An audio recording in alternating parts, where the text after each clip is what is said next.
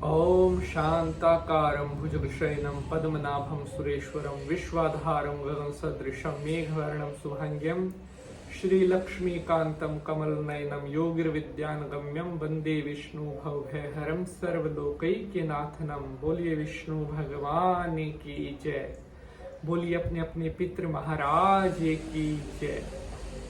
बहुत दिनों से प्रश्न आते हैं कि पंडित जी, घर में बहुत ज्यादा पितृदोष हो गया है और आपको पता है कि जब पितृदोष हो जाता है तो परिवार में तरह तरह की समस्याएं जन्म लेने लगती हैं। एक पितृदोष की वजह से परिवार में संकट, बीमारियां, धन की कमी, आपसी मनमुटाव, ये सब पितृदोष के लक्षण होते हैं।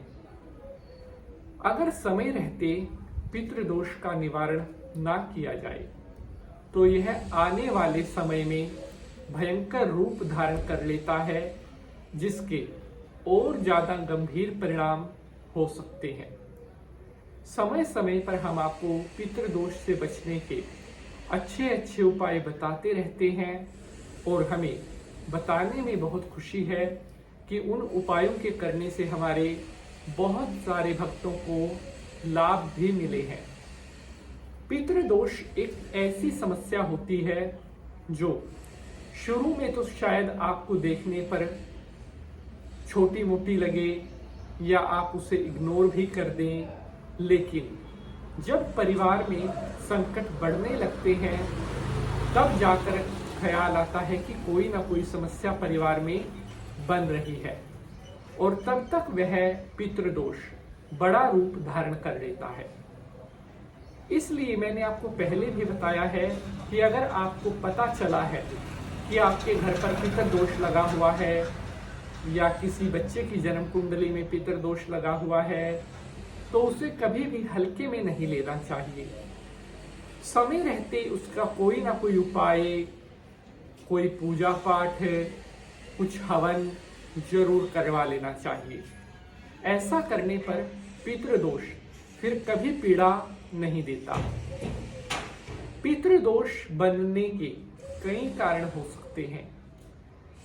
अगर हम गरुड़ पुराण की बात करें तो उसमें बताया गया है कि अगर आपने अपना जो कुल का पुरोहित है, पंडित जी जिससे हम पूजा पाठ करवाते हैं, अगर आप अपने घर के पंडित को बदलकर किसी और पंडित से पूजा पाठ करवाने लगते हो तो यह भी घर में पितृदोष बनने का सबसे मुख्य लक्षण होता है।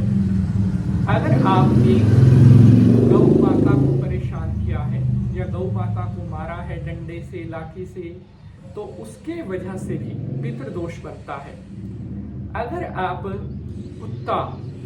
कुत्ते को मारते हैं तो उसको कष्ट देने से भी पितृदोष का निर्माण होता है।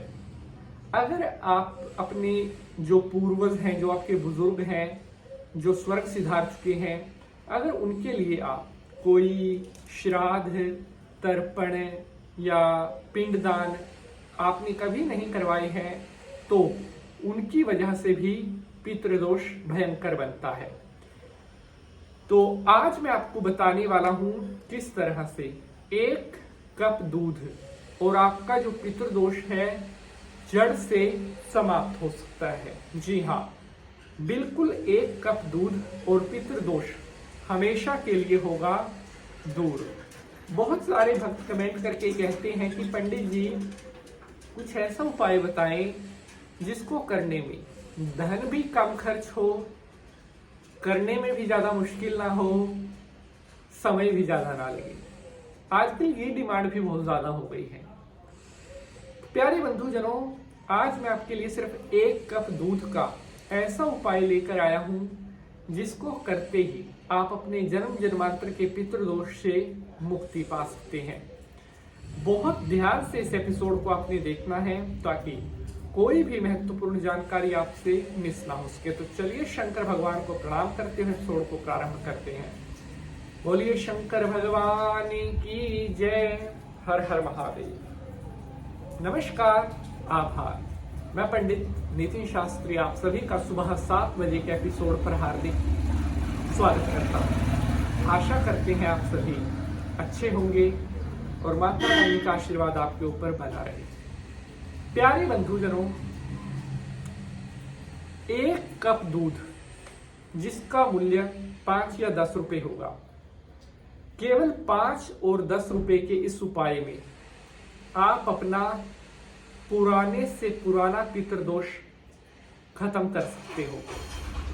मेरी आपसे एक छोटी सी रिक्वेस्ट है, अगर एपिसोड पसंद आएगा तो परिवार, भाई बहन, ताऊ चाचा, मित्र, रिश्तेदार, उनके साथ भी इसे शेयर जरूर करना, ताकि महत्वपूर्ण जानकारी अन्य लोगों तक भी पहुंच सके, क्योंकि कर भला तो हो भला।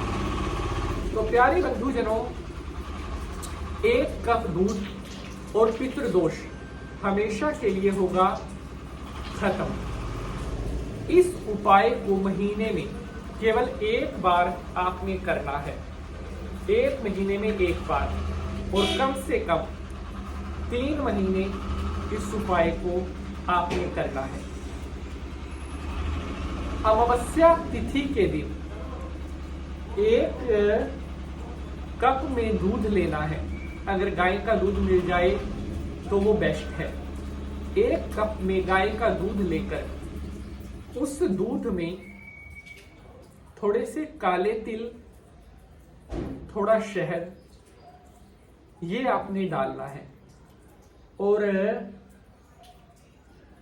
पीपल के पेड़ के पास जाकर पीपल के पेड़ की जड़ में घूमते हुए थोड़ा थोड़ा दूध, घूमते हुए पीपल की परिक्रमा करते हुए वह पीपल की जड़ में ओम पितृदेवाय नमः ऐसा बोलते हुए सारे का सारा दूध पीपल की जड़ में आपने चढ़ा देना है।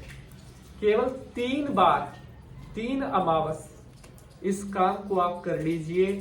किसी पूजा पाठ, किसी हवन, किसी तंत्र मंत्र, किसी टोटके की जरूरत आपको नहीं पड़ेगी, और हमेशा हमेशा के लिए आपका जो पितृदोष है वो जड़ से समाप्त हो जाएगा।